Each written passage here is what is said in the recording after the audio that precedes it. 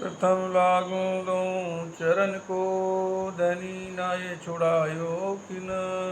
लाख तली लालेड़ियाँ मेरे जीव के यही जीवन, मेरे जीव के यही जीवन।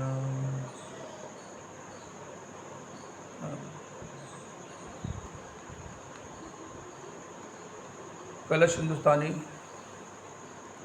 टीका का ये प्रकरण है। ये प्रकाश है अति बड़ा, सो राखत हो अंजू गोप। जिन कोई ना सह सके, ताथे हल्के करूं उद्योत, ताथे हल्के करूं उद्योत। धाम धनी कोट कोट प्रणाम।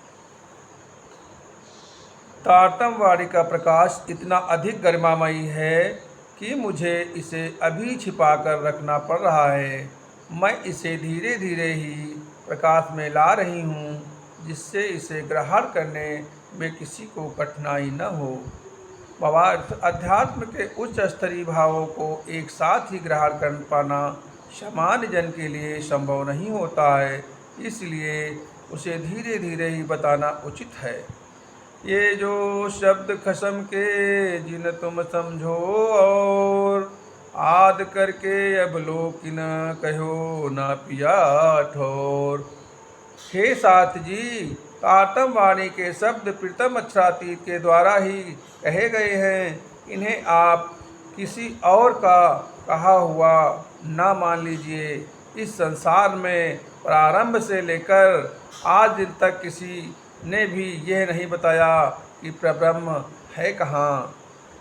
भावार्थ, हद स्थूल और तथा निराकार से परे का ज्ञान न होने के कारण प्रायः सभी ज्ञानी जनों के इस सृष्टि के कड़कड़ में ही परब्रह्म का स्वरूप मान लिया।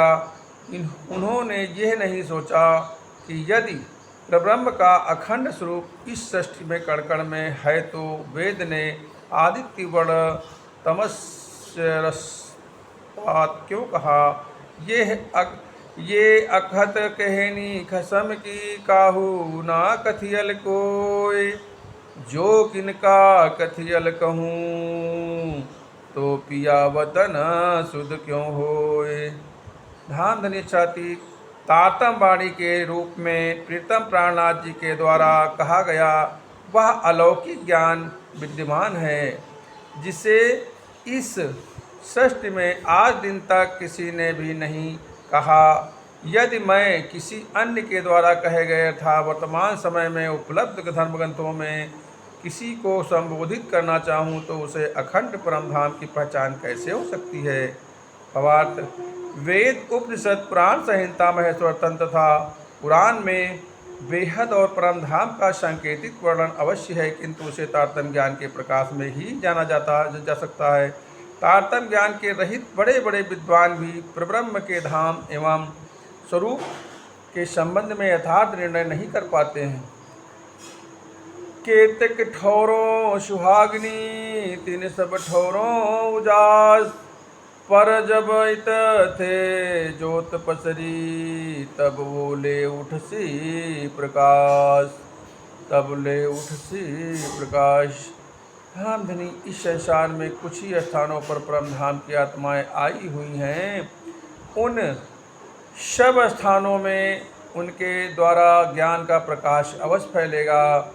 जब मेरे परम धाम हृदय से अवतरित ब्रह्मवाणी का प्रकाश फैलेगा, तो उन स्थानों में विद्यमान आत्माएं इसको आत्मसात करेंगी और चारों ओर फैलाएंगी। कोई दिन राखत हो बुझ, सो भी सैयों के सुख काज। जब सैया सबे मिली, तब रहे ना पकड़ो आवाज। ब्रह्म सृष्टियों के सुख के लिए ही मैंने इस ज्ञान को अभी कुछ दिनों के लिए छिपा कर रखा है। जब सभी आत्माएं जागृत हो जाएंगी, तब इसकी सम्मोहित करने वाली ध्वनि को रोका नहीं जा सकता। भावार्थ, इस चौपाई के पहले चरण में कथित कोई दिन का अवश्य आशय है। छठे दिन की लीला को अंतिम चरण की कुछ पहले तक तीसरे चरण में सभी सखियों के जागृत होने का उल्लेख है। इससे यह सिद्ध होता है कि श्री मोहम्मद जी के तन द्वारा सभी आत्माओं की जागनी नहीं हो पाई। कलश गुजराती का अवतरण सूरत में 1728 में हुआ था तथा कलश हिंदुस्तानी का अवतरण 1736 में अनूप शहर में हुआ। जब श्री प्राणनाथ जी पन्ना पहुँचे उस समय उनके साथ 5000 सुंदर साथ की संख्या में मात्र 500 ब्रह्मषष्टियाँ थी। 500 जुलजुलाटहु संग रसूल के इत क़यामत का कथन यही सिद्ध करता है कि जागनी लीला के अंतिम चरण में तारतम्यवाणी का प्रकाश तेजी से फैलेगा और सभी आत्माएं जागृत होंगी। आज संसार में भागवत, रामायण, कुरान तथा बाइबिल आदि का अत्यधिक प्रचार है और तारतम्यवाणी का कम। इसको छिपाए रखने के निम्नलिखित कारण हैं। केवल ब्रह्मषष्टियाँ, ईश्वरी षष्टियाँ एवं उत्तम जीवों को ही अखंड धाम का विशेष आनंद मिले। जीव षष्टि की संख्या अधिक हो जाने से उनका वर्चस्व हो जाएगा। परिणाम स्वरूप वे कर्मकांड शरीयत को ही बढ़ावा देंगी। उन्होंने उनसे ज्ञान विज्ञान हकीकत मार्फत की राह पर नहीं चला जाता। छठे दिन की लीला में अलग अलग ब्रह्मताओं को जागने की विशेष शोभा देनी है और उनके प्रेम की परीक्षा लेनी है। उन्हें माया का अधिक से अधिक खेल दिखाकर उनकी हंसी करना है। यही कारण है कि धामधनी के द्वारा माया का खेल बढ़ाया गया तथा तारतम्यवाणी का प्रकाश फैलने से रोका गया। क्यों रहे प्रकाश पकड़ो यह ज्योति अति जोर, जब सब उजाला इत आइया तब गई रैन भयो भोर। तारतम्यवाणी की ज्योत बहुत ही प्रचंड है, कोई भी इसके प्रकाश को फैलने से रोक नहीं सकता। जब मेरे धाम हृदय में सभी धर्म ग्रंथों, वेद कतेब के सार तत्व के साथ परम धाम का भी ज्ञान तारतम्यवाणी के रूप में अवतीत हो गया है, तो यही कहा जा सकता है कि अब स्वप्न की बुद्धि से उत्पन्न ग्रंथों से परम धाम का मार्ग ढूंढने की आवश्यकता नहीं है, अपितु अज्ञानता की रात बीत गई है और प्रातः सवेरा हो गया है।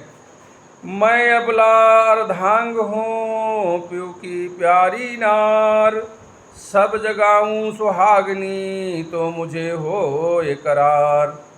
मैं श्री राज्य की प्रिया हूँ, अर्धांगिनी हूँ, प्राणेश्वरी हूँ। मुझे वास्तविक आनंद तभी मिलेगा जब मैं अन्य सभी आत्माओं को जगा लूँ। भावार्थ, छठे दिन की लीला में भिन्न भिन्न परमहंसों के द्वारा जो भी जागनी होगी वह भी मोहम्मद श्री की छत्र छाया में ही होगी, क्योंकि धामधनी ने मोहम्मद जी की को अपनी शोभा के साथ जागने की सारी शोभा दे रखी है। ये कथन इस प्रकार ग्रंथ 63-68 में सिद्ध होता है। सुख देऊँ सुख लेऊँ सुख जगाऊँ साध, इंद्रावती को उपमा मैं दई मेरे हाथ।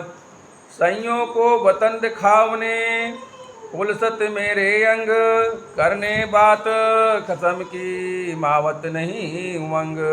ब्रह्मषष्टियों को परम धाम की पहचान कराने में मुझे बहुत अधिक प्रसन्नता का अनुभव होता है। जब मुझे अपने प्राण वल्लभ अच्छातीत की चर्चा करनी होती है तो मेरे अंदर बहुत अधिक उत्साह होता है। नए नए रंग सुहागनी आवत है सिरदार, खेल जो होसी जागनी नाही इन सुख को पार, नाही इन सुख को पार। परम धाम की प्रमुख ब्रह्मषष्टियाँ नए नए घटनाक्रमों से होकर धामधनी के चरणों में आ रही हैं। अब जो जागनी लीला होने वाली है उसमें इतना अधिक सुख होगा कि कोई उसकी सीमा ही नहीं बता सकता।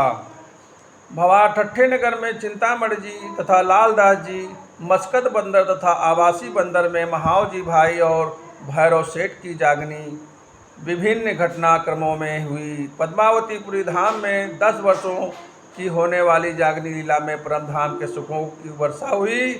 उपरोक्त चौपाई में उसी की ओर संकेत है। जो पिउ प्यारी आवत, ताको गुजरा खो उजास। बाट देखो और सय्यन की, सब मिले हो से विलास। इस समय मेरे धाम पास इस समय मेरे पास जो धाम धनी की अंगनाएं आ रही हैं, उनसे सभी परम धाम का गुज खिलवत परिक्रमा सागर तथा श्रृंगार का ज्ञान छिपाए रखूंगी। अभी मैं अन्य सखियों शकुंडल आदि की बाट देख रही हूँ। जब वे मेरे पास आ जाएंगी तो सबके साथ परम धाम की आनंदमयी लीला होगी। ये उजास इन भात का, जो कबू निकसी किरण, तो पसरसी एक पल में चारों तरफों सब धरन।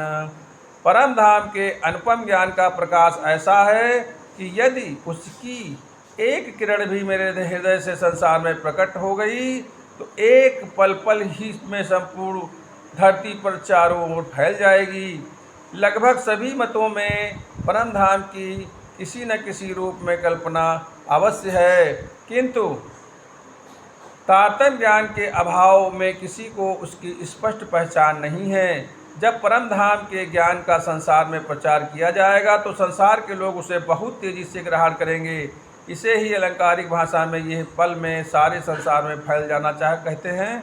दूसरे शब्दों में परम धाम का ज्ञान नारायण विष्णु को मिलने से ही इस ब्रह्मांड के सभी प्राणियों को पल भर में प्राप्त हो जाएगा।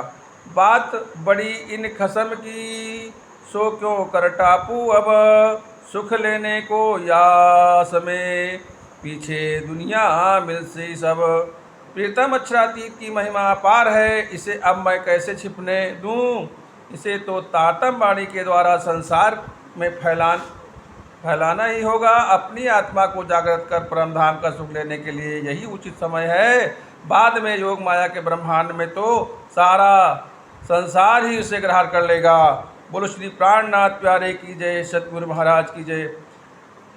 बात बड़ी इन खसम की, सो क्यों कर ढापूं अब, सुख लेने को यास में पीछे दुनिया मिलसी सब।